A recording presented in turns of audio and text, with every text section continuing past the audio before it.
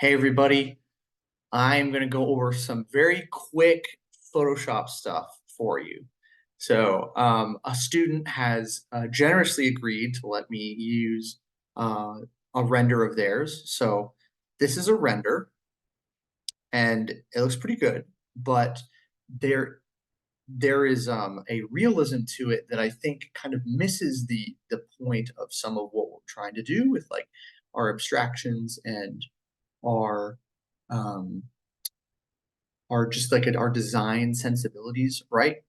So what we can do is we can take something like this and start to turn it into this.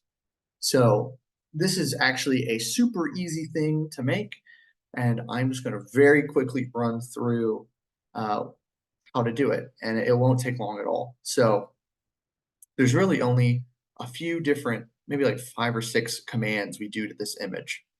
I'm just going to show you in the order that I did them before. So to start, you open your image just like this. Go ahead and make a new layer. We're going to call this one line work. Now, normally I would say you should export just your line work layer as a PNG from Illustrator, and then you can drop that PNG in here. That is one way to do it, because then you'd have the exact geometries of your view. But if you're just in a hurry, or maybe you want your lines to be kind of offset a little bit for artistic reasons, what you can do is you can go ahead and select the pen tool down here.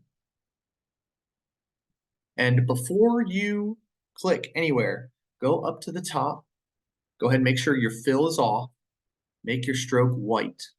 And just go ahead and bump up. I believe the default is pretty small, just like a few pixels. Bump this up to like 6 or 7, a nice thicker line. And then when that is ready to go, what you can do is you can just start kind of drawing lines. So each line will create its own layer. And so what you can do is if you hit escape, you can end that. You can draw like another line over here, and over here. I am being far less detailed in this version, but let's just say that's what I wanted. Maybe I wanted another one here and here, going out here, right? So we've got these lines, and they come in as different shapes. So what I can do is I can rasterize these layers. They will no longer be like selectable lines. And then we can merge those layers and just call this line work. And boom, just like that, we have a line work layer, right? So that's what that looks like over here. Then what we have is a a gradient. And so this is just a very simple gradient. So what we can do, again, go ahead and make a new layer. We'll call this gradient. And then go to the gradient tool, click and hold down your right mouse as you drag, don't let go of it. And then when you get across your image, you can go ahead and let go. You've drawn a gradient all of a sudden. You can then go ahead and click this button right here. This is like an add to mask kind of thing. And what this does is it allows you to essentially paint black or white over this image. So um, when I have black selected, it erases. And if I were to flip this and have white selected, it brings it back. But what you can do is you can just erase some of this. I know I had kind of only had this corner kind of made a gradient, and then you can drop this opacity down to like maybe like 20%. And so all of a sudden you have this kind of nice gradient happening. Let's see, and then patterns. So I'm going to move my face over here. So if you go ahead over here to patterns, your default Photoshop will have trees, grass, and water. I can just grab water one, right, like this. Um, and so I had just edited this, so it kind of already comes in edited. But if you didn't want that to happen, oh, that's my bad, actually. Just go ahead and undo that. Um, you want to make a new layer first. So go ahead, new layer. We'll call this pattern. So when you drop this in, it has the properties of the layer you were previously working on. So it was, if you notice, it was doing that same kind of gradient pattern. But so I have this on, and I kind of just have the whole bottom as this thing. Drop this down to like 15, 12%. Make sure you're selecting the white part of the image, and then you can start to erase just that part. So you've got some texture happening in the background now. And then you have your adjustments. So like exposure, vibrance. Um, these you don't need to make new layers for.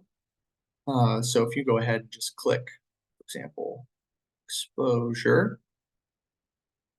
this will basically just make a new layer as you click on it. So if we wanted to like make the exposure a little higher, so like brighten it up, and then maybe do some vibrance. And through the vibrance, I lowered the vibrance a little, and I kind of desaturated just a little bit as well. And with these, again, you can edit like we did, but I just have these doing the whole thing. And then we can do another adjustment called black and white. And so this makes things black and white.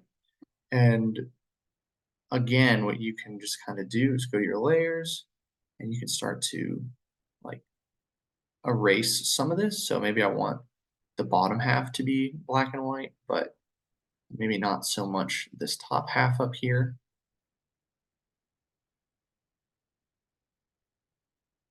And then you can even drop in textures, right?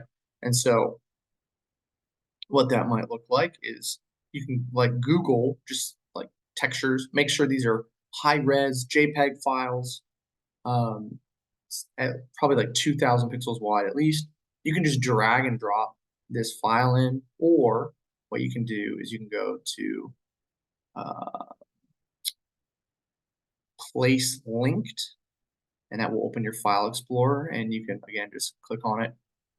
Linking it makes it so if you move your file around, you don't lose it. This just drops in here, and then you can just make sure this covers your whole page. And then you can go ahead. Let's take, obviously we're going to drop the opacity down, but first go ahead and next to normal, hit this drop down and go down to divide. And what that does is that flips the colors. So what was white becomes invisible, and what was black becomes white. And so then we can drop the opacity of this down too. And we can like erase this as needed or as wanted, just by, again, doing the brush tool. But really, I mean, when you have an image, you're going to have to rasterize it first before you can do that. But really, that kind of covers it. I wanted to just quickly run through some stuff um, before you guys hit final review, just some stuff that might uh, help out as you are kind of preparing your content for the end of the semester. But that's really all I got for you. So I'm going to be in tomorrow for questions, and I hope to see you then.